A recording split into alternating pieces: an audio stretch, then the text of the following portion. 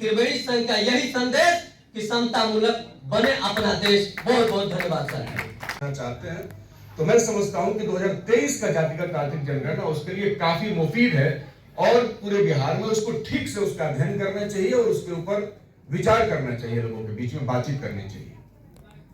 कुछ बातें, सारी बातें नहीं कही जा सकती क्योंकि समय कम है, लेकिन कुछ बातों की तरफ तो उसने रेखांकित किया कि जैसे आरएसएस के मोहन भागवत ने कभी कह दिया कि रिजर्वेशन की समीक्षा होनी चाहिए, आरक्षण बहुत हो गया, लोग बहुत आगे बढ़ गए। हम लोग को दिखाया भी जाता है, जब जैसे आमतौर पर आप देखिएगा सोशल जस्टिस का कोई सवाल उठाइएगा, दलित उत्पीड़न का कोई सवाल आप उठाएंगे या इस तरह का, तो लोग कहेंगे अब कहां किसी के ऊपर जुल्म है, अत्याचार है। देखिए फलाना इंजीनियर बन गया, ये फलाना डॉक्टर बन गया, ये आईएएस बन गया।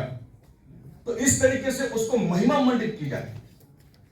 हम लोग एक चीज देखते हैं समाज में, आज देश की आजादी के 80 साल बीत गए, आज जब कोई दलित समाज से आईएएस बनता है तो अखबार के फर्स्ट पेज पे उसकी खबर होती है। कई लोग इसको पढ़ के बहुत खुश होते हैं कि भाई देखिए, लेकिन कहा कि हम केवल बाहरी सरकार के खिलाफ नहीं हैं, हम भीतरी सरकार के खिलाफ भी हैं। जो भीतरी सरकार पूंजीपतियों, उच्च वेतनभोगी अधिकारियों, जमींदारों और बड़े व्यवसायियों से बनी। तो त्रिवेणी संघ का सपना पूरा नहीं हुआ है, अधूरा है। त्रिवेणी संघ की लड़ाई अधूरी है।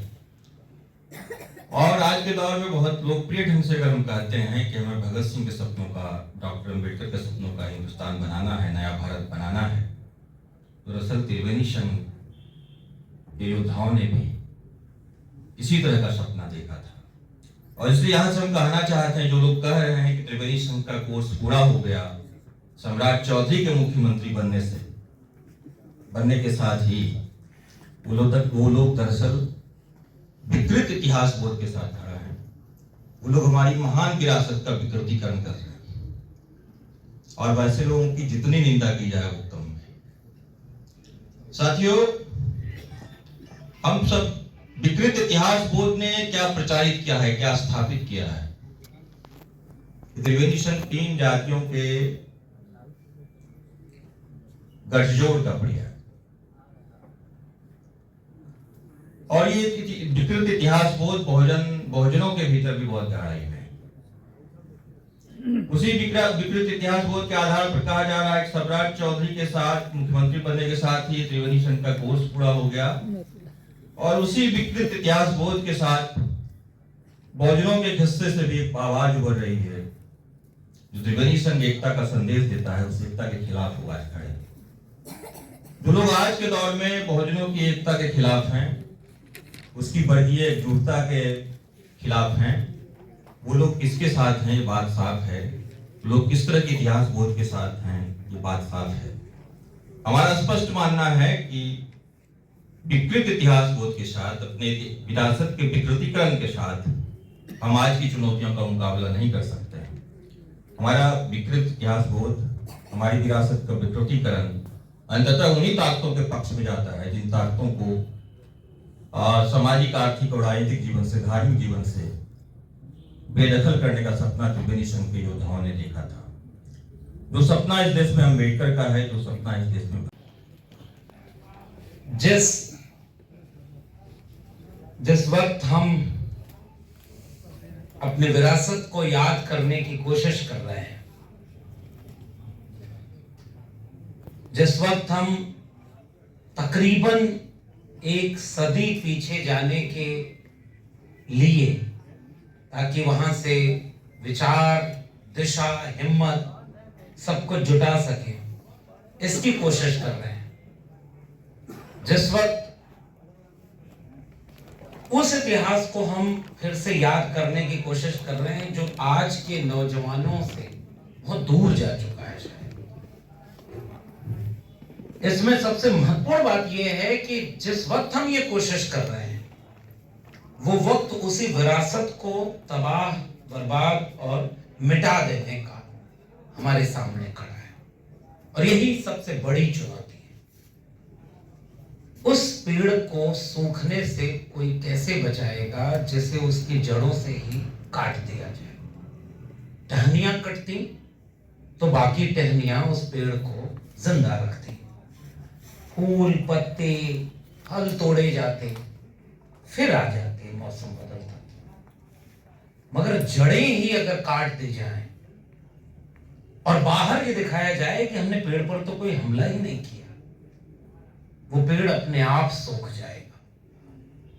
और जड़ों पर हमला करने का काम इस देश में आरएसएस ने किया। अब मैं इस कार्यक्रम में जब बैठा तो मेरे सामने एक पर्चा रखा था। अब ये पर्चा, इसके आगे पीछे कुछ लिखा नहीं है, लेकिन एक कहानी बड़ी दिलचस्प है जो अंतोनियो ग्राम्सी से जुड़ी हुई है और बहुत दिलचस्प है। आप सब पढ़े हो तो पढ़िएगा कि जब एक विचारक को वह बात कहने के जुर्म में, जो बात उस दौर के लिए जरूरी थी, उसे जेल में डाल दिया उस वक्त के तानाशाह ने, तो जेल में अंतोनियो ग्राम्सी ने और बड़े विचार को जन्म दिया कि कैसे इस देश में सांस्कृतिक, हम लोग उसे कल्चरल हेजेमनी कहते हैं, सांस्कृतिक वर्चस्व स्थापित किया जाता है और उसके टूल क्या क्या होते हैं और कैसे एक तानाशाह पैदा होता है और कैसे तानाशाहों को पैदा होने से रोका जा सकता है। ये पर्चा मुझे शायद एक उम्मीद दिखा रहा था कि कितना भी विपरीत वक्त आ जाए, सृजन का और प्रतिरोध का विचार कभी मरता नहीं है, उसमें से भी नए विचार पैदा होते हैं और हिम्मत पैदा होती है। इसके लिए इस आयोजन के आयोजकों, खासकर सामाजिक न्याय आंदोलन बिहार के तमाम साथियों का मैं क्रांतिकारी अभिवादन कर रहा हूं, क्योंकि उसका काम तो जंगल की लकड़ियों को काटना है। वो वोट मांगती है कुल्हाड़ी में लगी लकड़ी के नाम पर कि ये लकड़ी तो आपकी ही जाति बिरादरी की है, आप हमें वोट दो, उसके बाद जंगल कटेगा। सामाजिक न्याय आंदोलन को कोविड के वक्त कुछ लोग जब आपदा को अवसर में बना रहे थे, किसानों का कानून ले आ रहे थे, श्रमिकों को बर्बादी के कानून ले आ रहे थे, नई शिक्षा नीति ले आकर शिक्षा बर्बाद कर रहे थे, आपदा को अवसर में